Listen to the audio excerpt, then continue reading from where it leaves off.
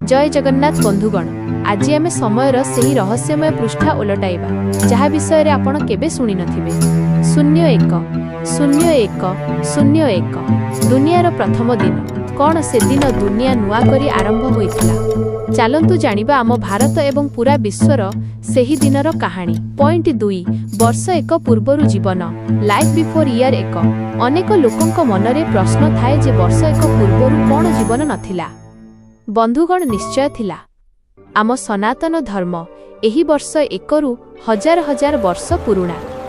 वर्ष एक पूर्वरु मध्य पृथ्वी रे बड़ बड़ सभ्यता थिला, केवल तारीख गणिबार पद्धति अलगा थिला। पॉइंट 3 जीसु ख्रीष्ट एवं कैलेंडर द लेजेंड।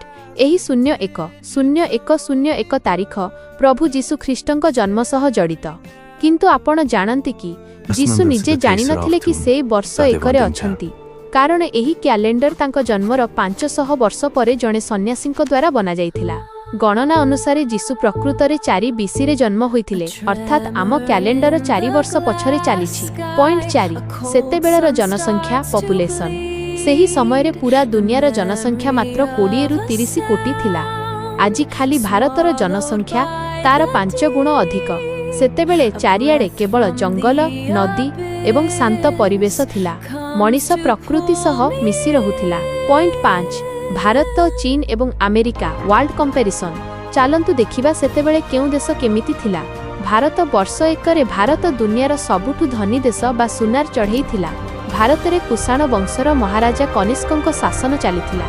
आमर ज्ञान एवं वाणिज्य पूरा विश्व को चलाउथिला।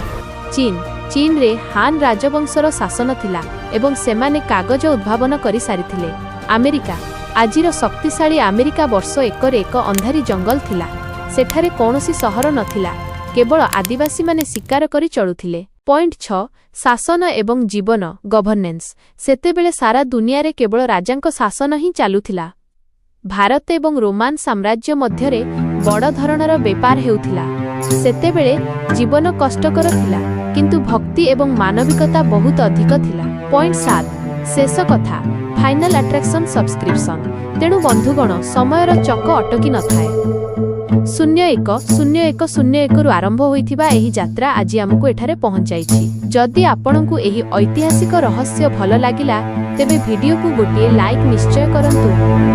एमिति आहुरी अनेक ज्ञानपूर्ण एवं भक्तिभरा वीडियो देखिबा पई आम चैनल बीबीएम भक्ति को एबे ही सब्सक्राइब करंतु एवं कमेंट रे लिखंतु जय जगन्नाथ। पुणी देखाबा एक नुआ वीडियो रे। धन्यवाद।